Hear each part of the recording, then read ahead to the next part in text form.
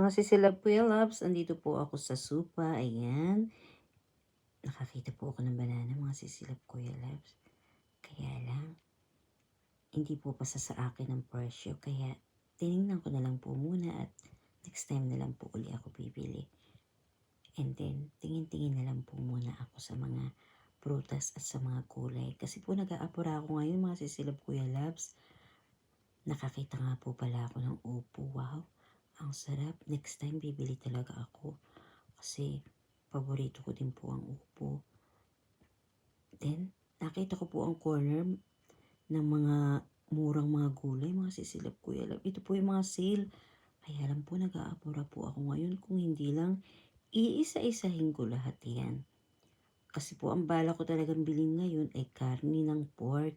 Ito, nakita ko na po ang corner ng karni ng pork. Kaya lang naghahanap po ako ng mura.